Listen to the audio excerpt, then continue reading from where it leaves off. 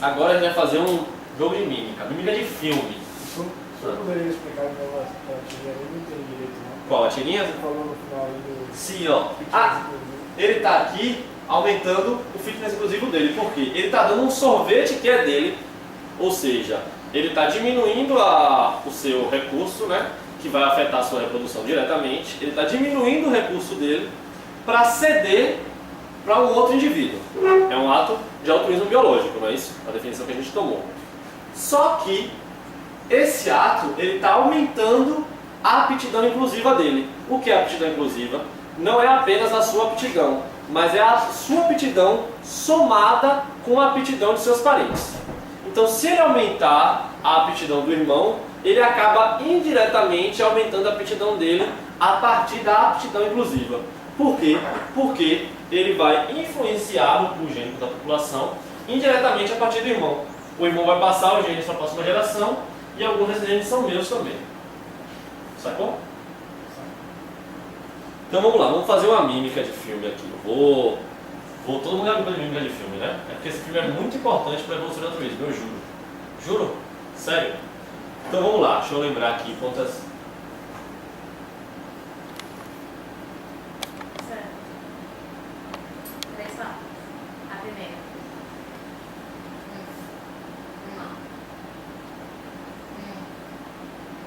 Uma mente brilhante. Isso, muito bom, tá vendo como ele é rápido? Uma mente brilhante, você acertou. Não tem prêmio nenhum. Então todo mundo já assistiu... Todo mundo já assistiu... Onde é que você vai? Pegar a sandália. Foi parar aí. Então, o filme de Russell Crowe, Uma Mente Brilhante, todo mundo já assistiu, né? É o Junte. Quem não assistiu? assisti na adolescência. Eu já. Não, Só você assistiu? o cara de matemática que tava... Isso. Não. Ele não é que ele é um gênio de matemática e na verdade ele é esquizofrênico. Ele é um gênio de matemática e ele é esquizofrênico. Uma coisa influencia na outra, você tá ligado? Não.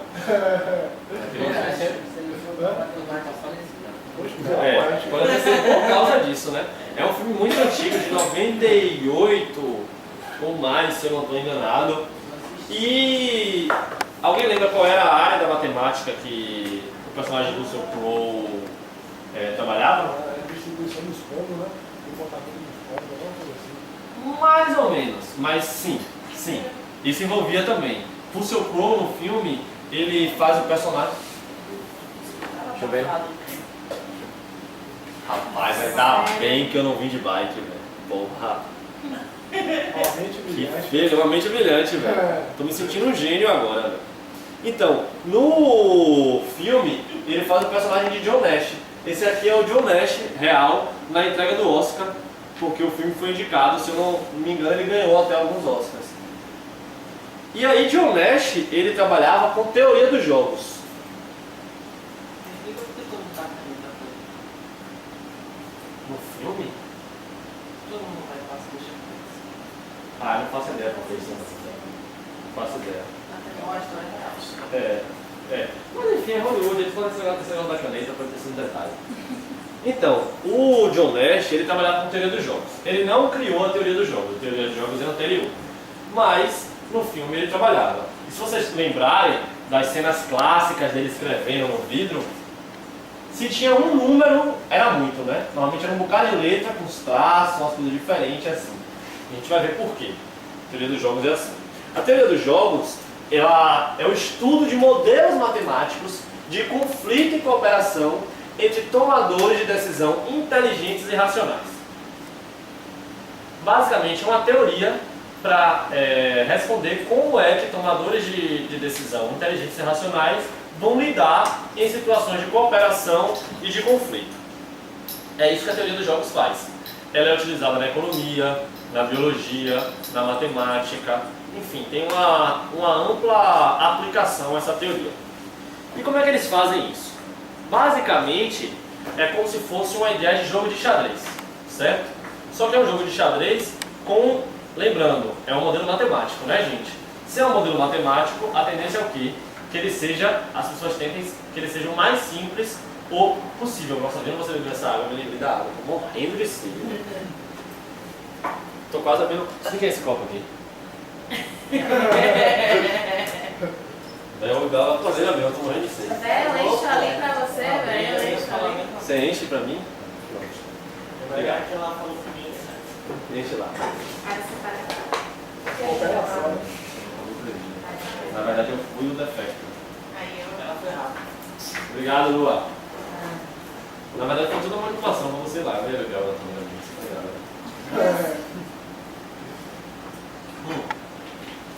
Então, a teoria dos jogos, ela tenta estabelecer o quê? Eu tenho dois tomadores de decisão, certo? Tem esse daqui e o coroinha do cachimbo. E aí, o cara que trabalha com teoria dos jogos vai pensar em todas as possibilidades de resolução daquele conflito, no caso, um jogo de xadrez, e ele vai tentar estabelecer quais são as estratégias possíveis e qual vai ser a melhor estratégia para aquele tomador de decisão, no caso, o coroinha charmoso de cachimbo, vai ter. Como é que ele faz isso? A partir desse tipo de apresentação aqui, que é o que a gente chama de matriz de payoff. Payoff é o que mesmo, gente? Alguém lembra a tradução?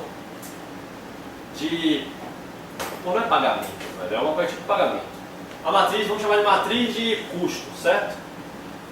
Aqui a gente tem as opções dos jogadores. O jogador 2 tem duas opções, o jogador 1 tem duas opções também. E aí o quanto é que cada um vai ganhar ou perder com cada uma das estratégias, né? A partir da combinação dessas possibilidades de estratégia. Eu poderia fazer uma matriz com 52 mil itens, mostrando todas as jogadas possíveis de xadrez? Poderia, mas ia ser o quê? Um modelo que eu não ia entender nada, né? Eu ia olhar para aquela tabela e não ia se comunicar, né? A tabela não ia conversar com você não ia conversar com a tabela, não ia rolar nada. Então, normalmente, a galera que trabalha com teoria de jogos, ela usa esse tipo de matriz aqui. E aí o que acontece? Você não lembra da cena clássica do filme, que ele tá no bar com os brothers, e aí ele tá no grupo de amigos, né? E aí vem uma mulher muito bonita no grupo de amigas dela também. Aí a galera fala, vamos lá queixar essa... Porque todo mundo fica tentando agarrar a mulher que é a mais bonita do grupo. Isso é uma cena do filme, viu, gente? E aí os caras falam, vamos lá, quem é que vai primeiro queixar ela? Aí ele fala, não, gente, peraí, eu não sei se essa é a melhor estratégia. Porque eu pensei bem, se todo mundo queixar a mais bonita, a probabilidade de que alguém consiga pegar é baixa, porque ela vai se achar demais, vai ficar com muita moral, ela vai acabar não dando ousadia para ninguém. E aí quando a gente tentar queixar as outras que não são tão bonitas, a gente vai acabar se lascando, porque ninguém gosta de ser a segunda opção. E aí elas vão sobrar. O que acontece? Aí ele vai e sugere uma outra opção. Ele fala, na verdade o melhor seria a gente ir lá e cada um queixar uma diferente. Porque aí a gente garante o sucesso de todo mundo envolvido. Aí o amigo vai e fala, rapaz, você é miserável, velho. Tá gastando com o negócio de matemática só para poder você queixar sozinho uma mulher mais bonita, né? Na verdade não, ele estava aplicando a teoria dos jogos sobre aquele contexto que era o contexto de paquera. Não tem um conflito em uma cooperação, se forem amigos legais, né? Eu só tenho um amigo que conflitua. Não tem tomador de decisão inteligente e racional? Talvez inteligente, não tão racionais, né, no caso. Mas sim, é um tipo de situação que você pode aplicar teoria dos jogos, né? E Nash, ele aplica no filme. Alguém conhece o jogo dos frangotes? Chicken Game? Não? Não. Conhece? Conhece? Ah, vocês conhecem. Porque é um negócio que tem vários fins hollywoodianos. São dois idiotas num carro e aí apontando para um precipício, certo? Os dois carros de frente para um precipício. E aí quem frear primeiro perde. Essa é a lógica do jogo. Vocês nunca viram isso no filme? Por favor, né? Nem me olhe com essa cara, você já viu. Não é possível. Você se lembra, velho. Você não assistiu a Sessão da Tarde. Não é nem Sessão da Tarde, isso é a cara de filme do SBT, velho. O filme do SBT era meio dark, né? Sessão da Tarde era uma coisa bonita, Lagoa Azul, pá. O SBT tinha uns filmes meio estranhos. Era verdade, tinha mesmo. Então, basicamente, isso aí a gente tem jogadores, né? Competindo, tudo bem? São inteligentes e racionais, talvez, mas a gente pode aplicar a teoria do jogo nesse caso. Como? Da seguinte forma: ou você se sai certo? Fala, olha, pisei nesse freio aqui, não vou ficar com esse cara correndo pro precipício não. Ou você continua, certo? Você tem duas estratégias básicas. Se os dois não participarem, tipo, frearem de vez, os dois são idiotas, mas todo mundo já sabia que eles eram idiotas. Eles não muda nada na vida deles, né? O cara vai continuar achando que esse cara já estava participando desse jogo idiota, nem terminaram o jogo, eles são idiotas mesmo. Agora, se um desiste e o outro continua, e aí quando ele percebe que o cara parou, ele para, pelo menos ele é um idiota que ganhou. Não é uma coisa de outro mundo, né? Não vai descer uma coroa dourada do céu e ele vai ser santificado como o miserê da Bahia. Não. Mas, pelo menos a galera vai falar, olha, você ganhou. Então ele obtém um benefício pequeno, né? E o outro tem uma perda pequena também, porque ele é só um idiota que perdeu. Não provaram nada pra ninguém, né? Agora, se os dois não desistem, acontece o quê? Eles morrem, né? Então o custo é absolutamente alto no caso dessa estratégia. Então a estratégia mais equilibrada seria essa daqui, né? Uma dessas duas, na verdade, se acontecesse. Então aí o que o cara que trabalha com teoria dos jogos vai fazer é que ele vai estabelecer uma média, certo? E dizer para você, olha, vale a pena ou não participar desse jogo. Se eu estabelecer uma média aqui do quanto o indivíduo ganha, eu vou dizer para você que vai ser uma média negativa, né? Na dúvida você vai se fuder nessa merda. Então não vale a pena participar desse jogo. Esse é um jogo de alto risco, certo? E com um benefício que, pelo amor de Deus, não é proporcional. Uma pessoa que participa de uma parada dessa merece um cérebro para desentupir o pensamento.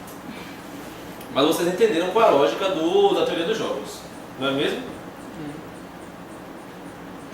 O que você tá falando com um amigo imaginário, chamando alguém assim, ó, parecendo... Deve ser uma drosófila assim, que às vezes quando escapa aqui, que a gente alimenta as aranhas. Então, dá pra usar isso em biologia, gente? Dá. A gente não tem como afirmar que os animais eles são racionais, certo? Mas o comportamento, por ser alvo de seleção natural, a gente espera que normalmente os animais apresentem a melhor estratégia disponível. Não é a melhor estratégia possível não, viu gente? Senão todo mundo seria X-Men. É a melhor estratégia disponível dentro das constituições que a gente já analisou, né? Ninguém aqui pode nascer com asa. Então, Nash, ele foi importantíssimo porque ele criou o equilíbrio de Nash. Adoro essa galera de matemática que pode colocar seu nome nas coisas, né? Então, o equilíbrio de Nash, ele representa uma situação em que um jogo envolvendo dois ou mais jogadores, nenhum jogador tem a ganhar mudando a sua estratégia unilateralmente. Ou seja, a gente está numa relação tão equilibrada, certo? Que se eu mudar a minha estratégia, eu vou perder muito mais do que eu estou ganhando agora. Então a gente fica numa estratégia que é uma estratégia estável, certo? Isso é extremamente importante. É quase como se os jogadores envolvidos eles tivessem algum tipo de acesso à escolha um do outro, um acesso telepático. No equilíbrio de Nash tem esse pressuposto. Eu sei qual é a escolha que você vai tomar e você sabe qual é a escolha que eu vou tomar. E aí, por eu saber, e eu saber que vou ter o risco, eu escolho a opção mais neutra. Então, o equilíbrio de Nash, ele dá base às ES. Alguém já ouviu falar de ES? Estratégias evolutivamente estáveis, certo? São uma coisa que a gente utiliza muito na ecologia comportamental. A EE, ela representa uma situação em que uma estratégia se sai bem contra cópias dela mesma, certo? É uma estratégia que quando ela está altamente presente na população, ela se sai muito bem, certo? Ela é resistente à invasão de estratégias inicialmente raras. Se surge uma estratégia nova, certo? Por mutação ou porque alguém teve uma ideia nova, essa estratégia não consegue se manter porque essa daqui está com a densidade alta e ela se sai bem quando está todo mundo fazendo a mesma coisa, certo? Imagine, por exemplo, gente, eu só uso esse exemplo com coach. Deixa eu pensar em uma outra coisa aqui. Não consigo. Então, eu vou usar o exemplo que está no slide, não vou ficar fazendo esses exemplos malucos que eu tive na minha cabeça mais. Por exemplo, aqui a gente tem o modelo Gavião-Pomba, certo? É uma estratégia de custo e benefício para a luta acerca de recursos. Não são duas espécies diferentes não, a gente está falando da mesma espécie, só que uma espécie com dois tipos de comportamento. Ou o indivíduo, ele é o indivíduo gavião, lá em cima, mete o pau, briga, ou ele é o indivíduo pomba que, começando a confusão, ele ó, fica com essa porra aí, entendeu? Não quero mais essa merda não, vai embora. Aí o que acontece? Se dois indivíduos gavião lutam pelo recurso, eles acabam tendo um gasto muito grande pelo conflito físico, né? Você briga com alguém vai sair machucado. Na natureza você não pode ficar em casa chamando suas mazelas e lambendo suas feridas, né? Se você se machucou, provavelmente você não vai sobreviver. Alguém vai te foder por causa disso. Se o indivíduo, gavião, briga com uma pomba, muito obrigado, a pomba se sai e o gavião ele ganha todo o recurso, certo? Ele pega tudo pra ele. Se forem duas pombas, elas só dividem a parada e não tem discussão nenhuma. Não tem briga, não tem confusão. Nem tiro, porrada e bomba. Então se a gente plotar isso no gráfico, certo? Aqui são o quanto é que cada um vai se beneficiar. Como aqui está envolvendo o recurso, ele sempre vai se beneficiar porque ele obtém o recurso, certo? Quando os dois brigam, eles obtêm o recurso, mas tem um custo da violência física que é muito alto, certo? Quando ele briga com alguém que só apanha, o que ganha, ele consegue consumir muito mais, só que o outro consome menos. No caso, quando os dois dividem, é tudo tranquilo, não tem problema, certo? Cada um fica com metade. E aí tem um gráfico mostrando como a estratégia dos gaviões, ela consegue surgir no tamanho pequeno e ela se mantém, ela tem uma tendência a se manter quando a gente só tem gaviões, a gente só tem a estratégia gavião. Então ela funciona melhor contra cópias dela mesma, certo? E aí ela se mantém na população. Esse é um tipo de estratégia evolutivamente estável. Então, tudo isso a gente tem a agradecer a Nash, certo? E aí, a escola de Harvard, ela, na década de 80 ou 70, no período da Guerra Fria, se não estou enganado, na verdade depois do período da Guerra Fria, eles gostavam de estabelecer desafios matemáticos, certo? Eles faziam concursos. Eles elaboravam um dado problema, e aí eles colocavam lá no mural quem conseguisse ia ganhar um prêmio em dinheiro, basicamente. E aí um dos famosos que a escola de Harvard colocou foi esse dilema do prisioneiro. Esse dilema do prisioneiro todo mundo já passou quando estava no colégio e tinha que aguentar algum brother, né? Comigo já aconteceu isso, né? Pegaram eu e mais dois amigos, a gente tinha pichado o colégio todo com giz de cera, mas tinha. E aí colocaram a gente numa sala e falaram que era para caguetar quem tinha feito. Uns três tinham feito, né? E aí ficou aquela situação tensa. Eu lembro que um amigo meu virou e falou assim, olha, não fui eu, nem ele. Agora quem foi eu não sei. Rolou esse tipo de diálogo, assim, foi uma situação marcante, eu devia estar na quarta série isso. Mas então, como é o dilema do prisioneiro, né? A gente tem dois criminosos, comparsas de um crime, e eles são presos, né, colocados na prisão, mas a gente não tem muitas provas contra eles. O que a gente pode fazer? Ou ele pode confessar, ou ele pode se manter firme e não falar nada, né? O que acontece? Se os dois confessarem, a gente reúne mais provas e consegue quebrar os dois, certo? Os dois se lascam. Aí cada um toma 5 anos. Se um confessar e o outro se manter em silêncio, ele não só é culpado pelo crime, como ele também é culpado por ocultação, por não ter dado as provas. E aí ele recebe 20 anos e o outro sai livre porque fez um acordo com a polícia e o FBI. E se os dois ficarem em silêncio, a gente não tem muitas provas deles serem mandantes, eles ficam só 1 ano. Então esse é o dilema do prisioneiro, né? E aí que esse dilema do prisioneiro, como é que ele foi respondido, né? Pela estratégia tit for tat, que é olho por olho, dente por dente. Basicamente, o cara que resolveu isso, ele criou uma lógica que era o seguinte: era o dilema do prisioneiro repetido várias vezes. E aí a ideia dele, a primeira solução que encontraram foi: eu sempre coopero à primeira vista, certo? E se o cara não cooperar comigo, nunca mais eu coopero com ele na vida. Então, se eu estou trabalhando com você e você sempre coopera, eu vou me grudar com você e a gente vai cooperar para sempre juntinhos, certo? Até o fim da vida. Isso é a ideia de reciprocidade direta.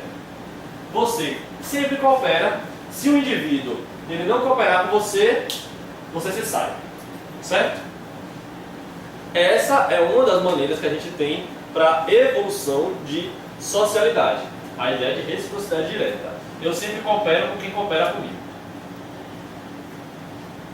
O gênio egoísta aí, né? Ele também manja da reciprocidade direta. E aí tem uma velhinha falando: "Oh, por favor, será que você poderia me ajudar a atravessar a rua?" Aí ele: "Não." Ela: "Por que não?" "Porque a gente não tem base para esperar altruísmo recíproco. Que a velhinha vai morrer e nunca vai conseguir atravessar ele a rua quando ele estiver velhinho, né? Então não faz o menor sentido ele ter um comportamento altruísta." E aí, basicamente, a reciprocidade direta, ela tem o custo para o cooperador e o benefício para o alvo. É a mesma coisa que a gente já viu, né? Uma relação de custo-benefício. Só que, ao invés de a gente ter o grau de parentesco que a gente tinha na regra de Hamilton, a gente vai ter um outro fator aí.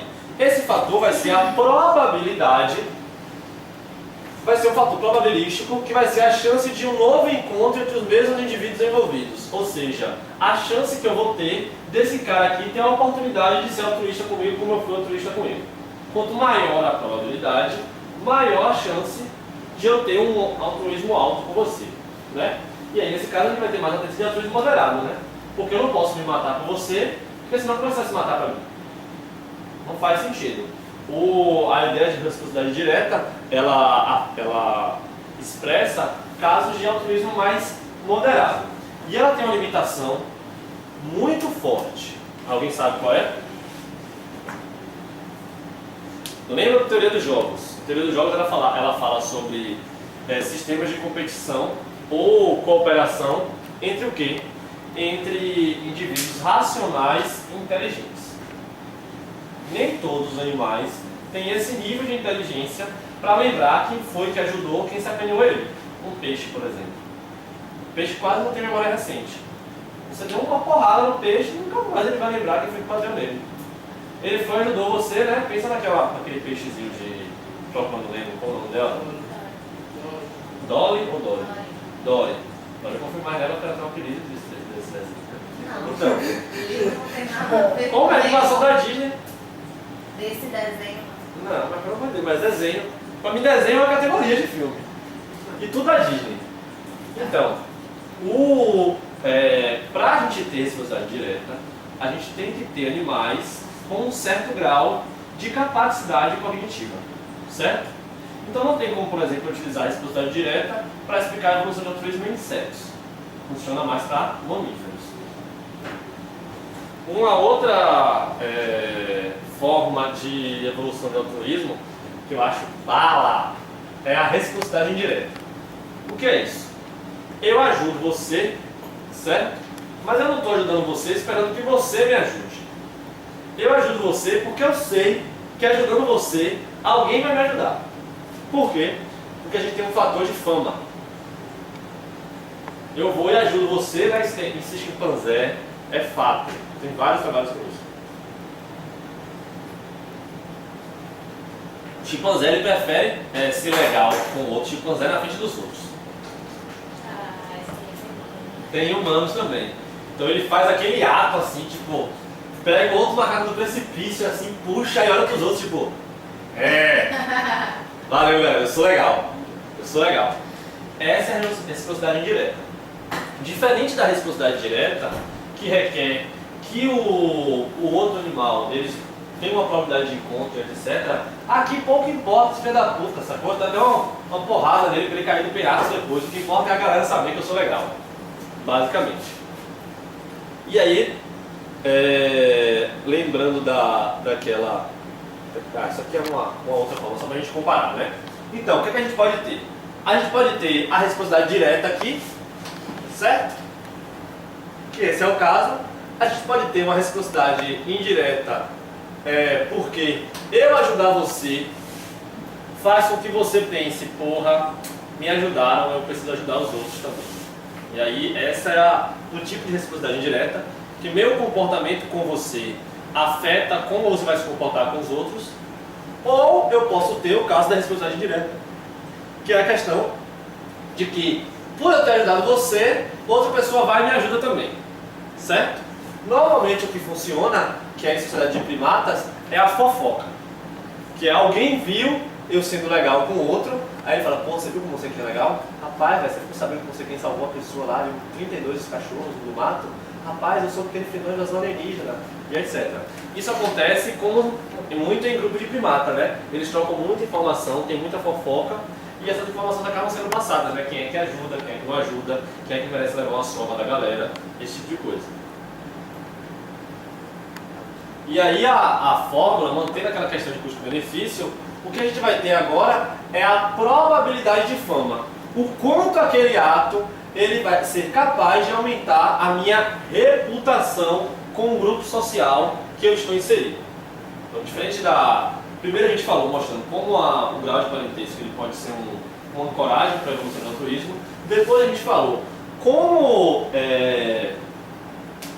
a probabilidade de eu receber aquele comportamento de volta pode ser importante. E agora a gente falou da fama, né?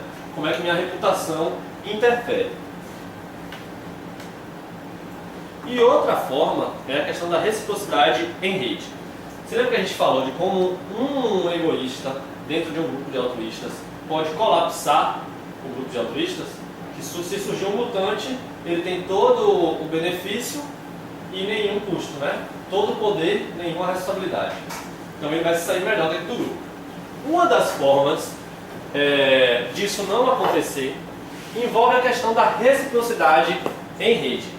Foi um dos caras que também ganhou o concurso lá de Harvard do Dilema do Prisioneiro, porque ao invés de ele fazer uma matriz só de 2 jogadores, ele fez de jogadores numa rede gigantesca bidimensional, como se eles estivessem numa superfície. E aí ele percebeu que os núcleos de altruístas sempre se mantinham coesos, porque os altruístas que estão na borda, eles estão interagindo com, como é que se diz? Os egoístas, certo? Só que os de dentro, eles continuam interagindo entre si por causa dessa malha que a gente tem. E aí tem uns trabalhos de simulação desse tipo, onde eles começam, né? Os pontinhos vermelhos são egoístas e os pontinhos azuis são altruístas. Tudo bem? E aí isso aqui é um modelo matemático, a simulação computacional, onde o fitness afeta o quanto cada cor vai crescer ou não. Então, se eu sou um pontinho aqui e eu tive um sucesso reprodutivo, minha cor cresce, certo? Se o vermelho teve, o vermelho cresce. Aí o que acontece? Começa com 2 grandes núcleos, né? Os núcleos eles começam a ser invadidos pelos egoístas, tá vendo? A cor invadindo aqui. Alguns grupos eles não conseguem sobreviver, mas esse grupo consegue gerar novos agrupamentos que no fim dominam a população. Só que a gente chega numa situação de equilíbrio entre altruístas e egoístas. Os egoístas tentando invadir o grupo altruísta e os altruístas se mantendo coesos, certo? Isso foi percebido em várias simulações de computador. Então talvez os altruístas eles só precisem se manter em grupo, certo? Não deixar os egoístas invadirem. Então a ideia do reciprocidade em rede é que a gente teria uma constante da vizinhança, ou seja, um número médio de vizinhos por indivíduo que são altruístas também. Então eu vou assumir um custo maior de altruísmo, quando eu estiver cercado de altruístas também. Estou com a minha galera, né? Você sai com a sua galera, você faz umas coisas, você sai com outra galera, você faz outras coisas, né? Deixa eu ir voltando para a paquera, sempre falo de paquera. Vai trabalhar a seleção sexual. Então, por aqui a gente finaliza as 4 primeiras, e aí agora a gente vai para a próxima, que é a seleção de grupo. E ela é um pouco mais